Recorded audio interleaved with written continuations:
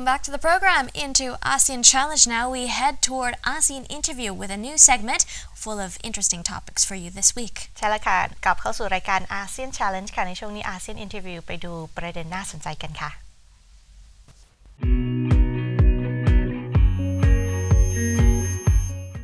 Hello and Sawadika.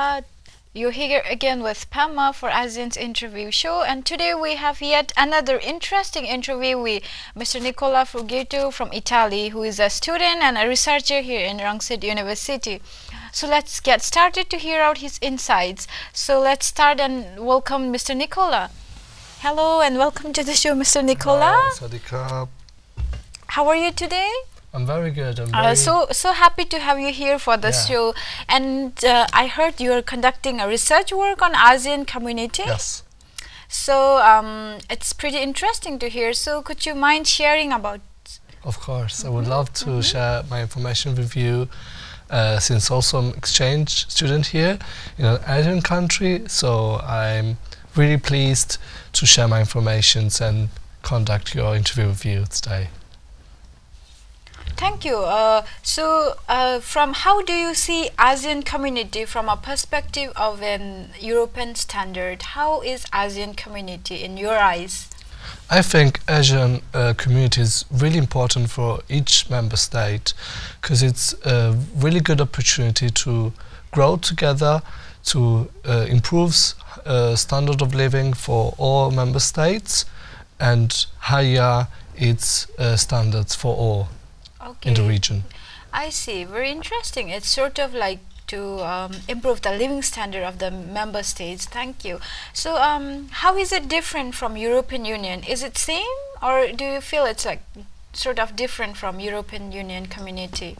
I think the context in which the development of integration is going on is completely different.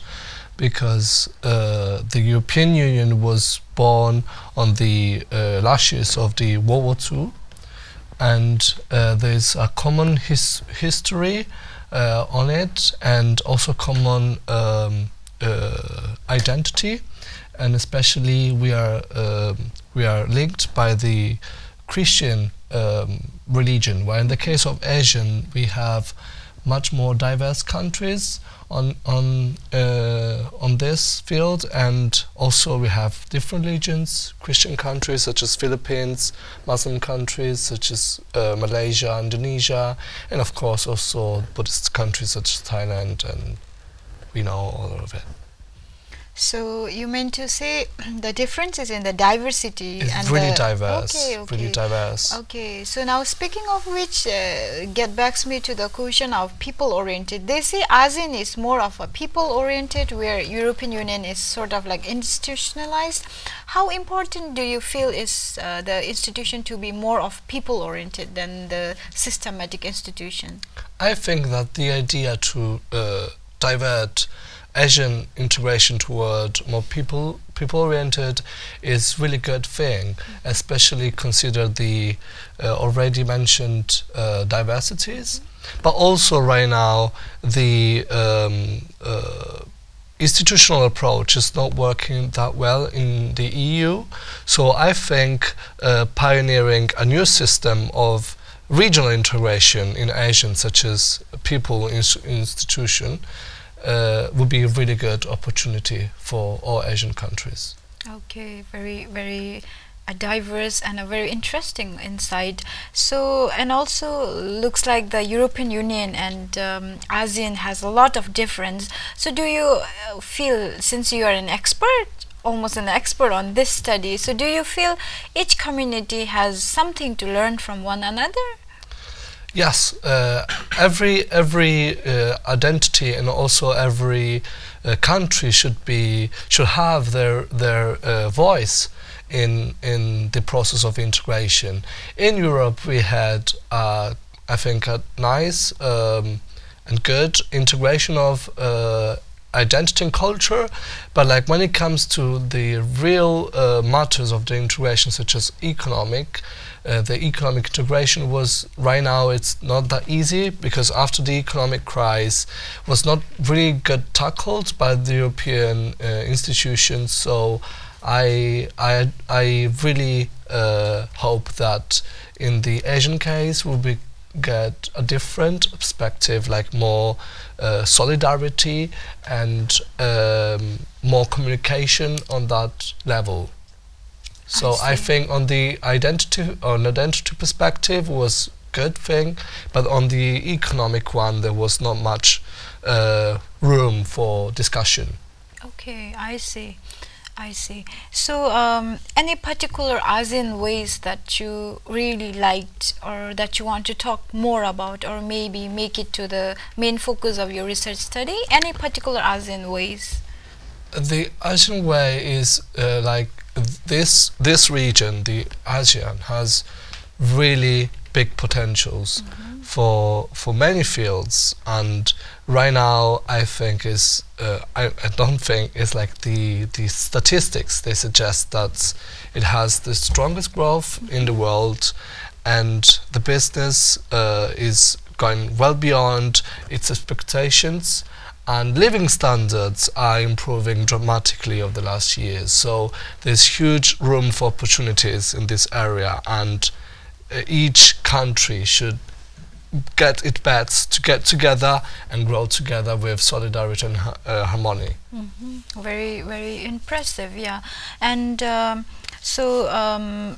let's talk about more about the ASEAN way of flexibility. They say be it in terms of conflict resolution or be it in terms of even economical integration, there is a flexible way that is known as ASEAN way, and which is known very well starting from the single market currency rule, where ASEAN doesn't have a very like limited or fixed currency. They are in their freedom to use their own currency. So you have any comments to make on this? I can say that to have a really deep economic integration, a single currency is required. But a single currency also needs a really strong convergence among each country, and we see that the economic disparities among different member states in ASEAN countries is even wider than the EU. So we go from the poorest country, which is Laos, and the richest and most developed country, which is Singapore. So I think increased integration is required, but still it's really long time. Maybe we can talk about a single currency in the next 30 years as other countries such as Laos, Cambodia, Myanmar, they're going to catch up with a better standard.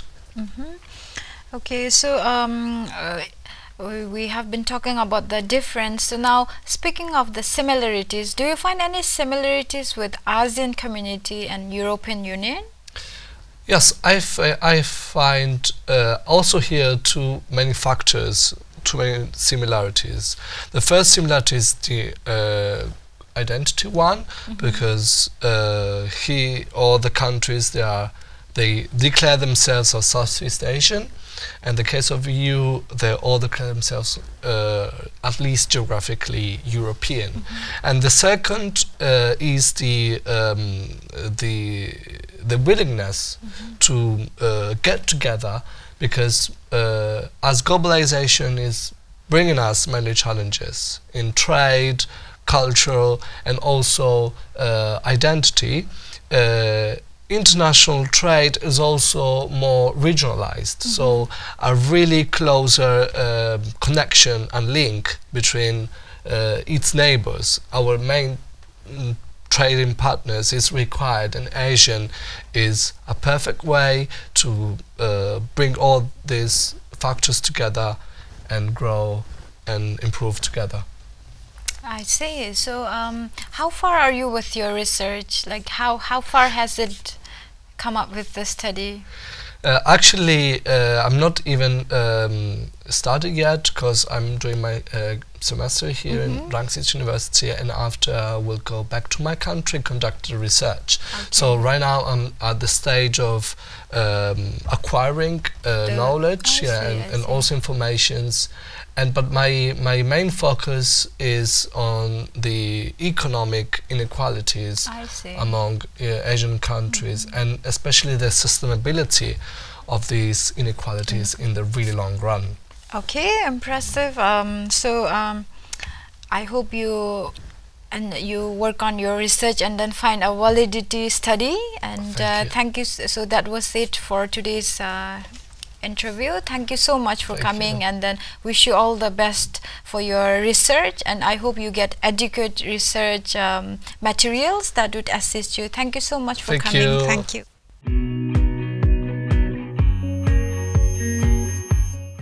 And that was our ASEAN interview section for you. And with that, we wrap up the program for this week. We'll see you next week. As for now, สวัสดีค่ะ สวัสดีค่ะ